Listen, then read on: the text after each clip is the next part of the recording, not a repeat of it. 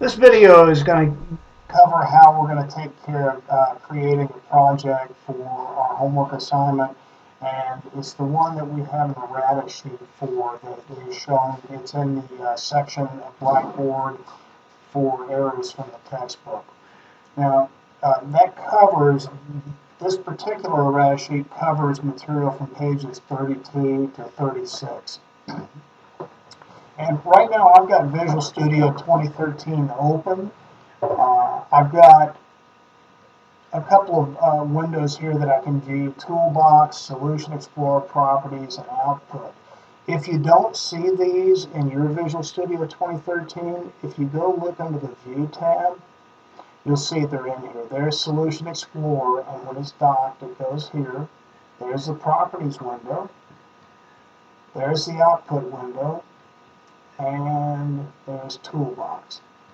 So that's how to turn those on if you can't see them. Now, right now, I've got a start page showing here. That may not be showing on yours either, so I'm just going to close that. Okay, and I'm going to start with the first step. It says, from the File menu of the main menu options, select New Project. File, New Project. From the New Projects dialog, select Install, Templates, Visual C#, and Windows. Now see, mine has already opened all of that, but if you can't see that, you need to click right there, and that'll open it up. Alright, and then we're going to select an empty project. We're going to give this project a name. Now, if you've been following along with what was in the first chapter of the book and the start of the second chapter, you might already have one in there that's called Program 1, which is the name that's given here for us to use in Step 4. Instead of doing that, let's just do this. Let's call it Program 2. So, Chapter 2, Program 2. Okay, this is a path to where it's going to be stored at. So if I were looking to find this path, this is where it's at.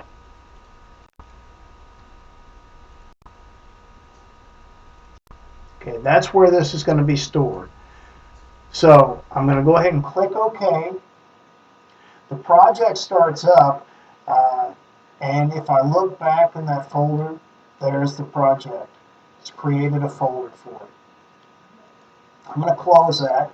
Now, if we look at what we've got over here, we've got a C# project, we've got references, and there's none there. There's just the reference heading. Now, references are libraries that hold the templates for the classes that we're going to create. These libraries hold that code. So whenever we create a project, we're going to add references to it that corresponds to how we want to create the project. Let's see where we are now. We're on step 8, and it says from the main menu, click Project, Add Windows Form. Well, now if you click Project, you're not going to see Add Windows Form there. Maybe in some versions you will, but not in here. So if we click Add New Item, that got left out. Well, there's Windows Form right there. Now, the author in this series of instructions is having us add a Windows form, but then he's going to have us delete all the code in it. If we just came down here and clicked on Code File, we would accomplish the same step.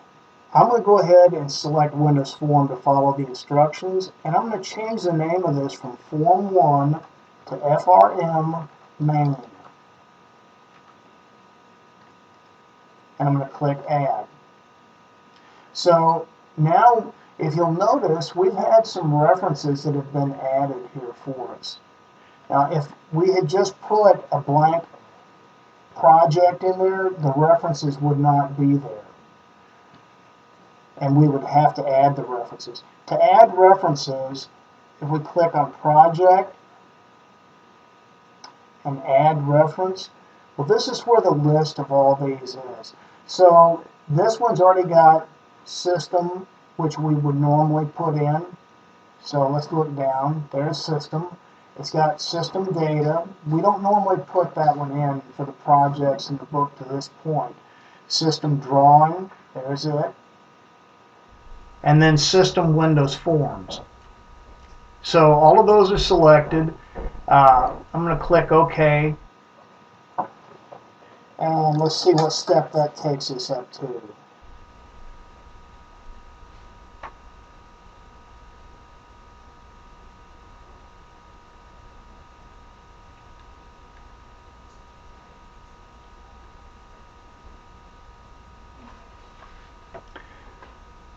That takes us to step, let's see,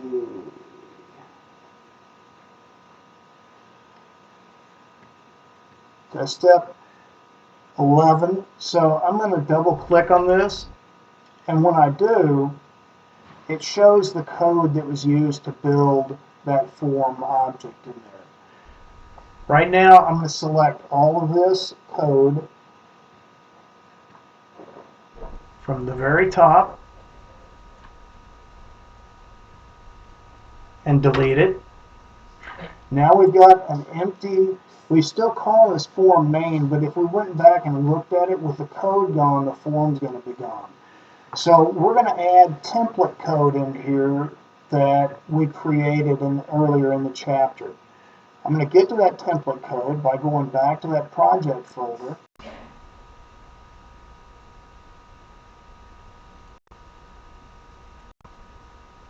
And I've got the C# template.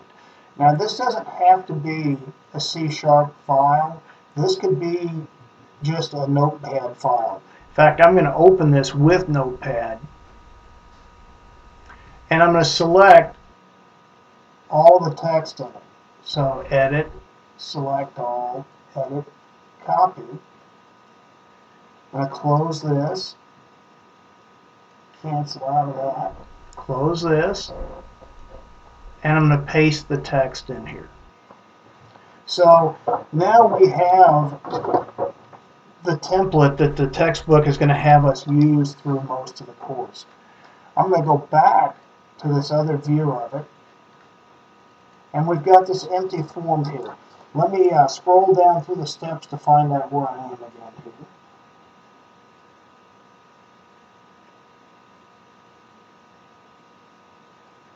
Okay, step 13, talking about references, we already covered that, and ours are already in there because we selected Windows Form initially, and we didn't delete out any of the references.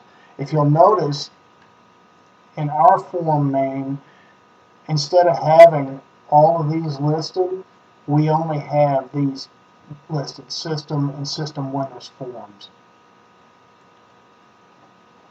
So these other ones were picked up when we selected the Windows form at the very first.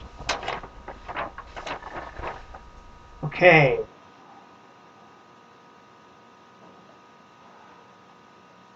Go to step 14, and we're going to click on this triangle if it hasn't already been clicked on, and we're going to delete this file, Form Designer. Say OK.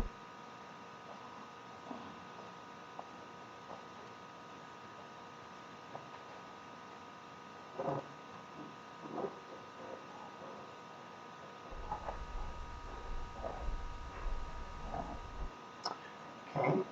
Now we're going to change the properties of this form. So let's go up here and click on Project and Properties. And let's set the startup object to be the main form. And let's change this to where it's a Windows application for the output type. And we can hit Save All. And then we can close this. So I'm clicking back on the form main so that we get this view of the object itself. You see we've got the tab up here. There's the code, and here's the object.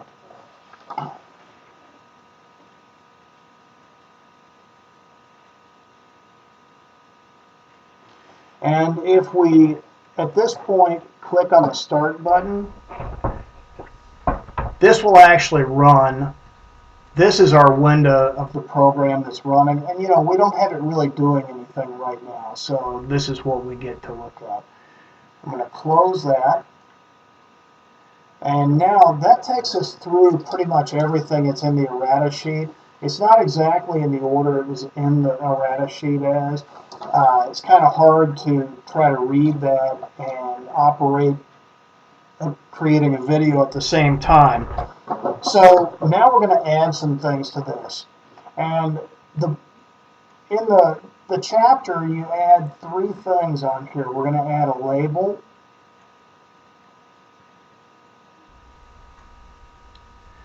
We're going to add a text box.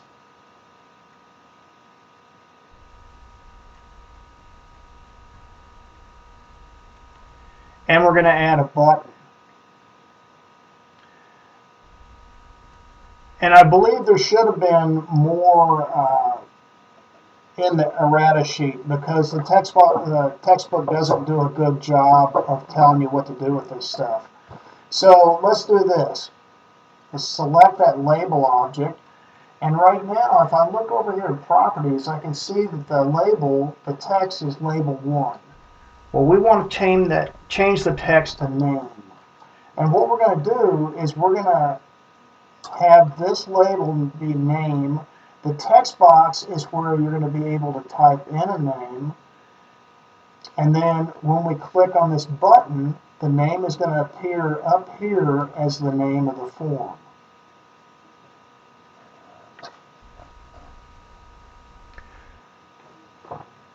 So I'm going to click on this button, and I'm going to change the name on the button from button 1 to click here.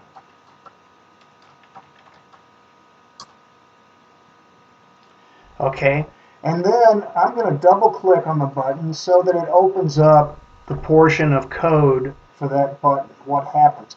Now with object-oriented programs in Windows, we have all these objects for telling you what something is or for collecting text, but the program doesn't actually run until you have some event. And that's what's going to happen. When we click on this button, that's going to be our event. Now the code for what happens is in the chapter on page 37, and this is what we're going to type in here.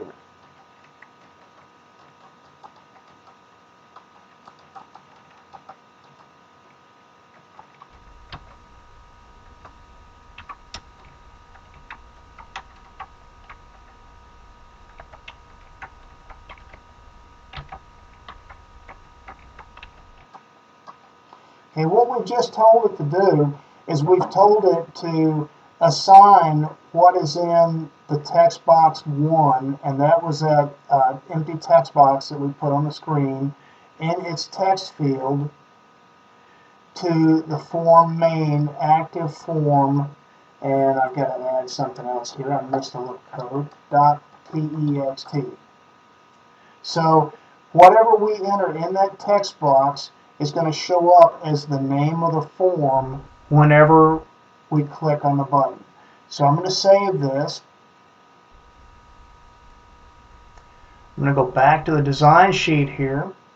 I'm going to start the debugger. Okay. I'm going to type my name in here and click on click here. And notice now my name appears in the form. So that's just covered everything that we have to do with this assignment. Now I'm going to close this, and let's go back and look at the properties for the form. If I come down here to where text is, you'll notice it's blank. So we're not going to see that. We're only going to, when it changes, this property will actually change, but we can't see it because of we haven't run the code yet. So if you do this and then save it, and then you can close out Visual Studio, go to where that project is,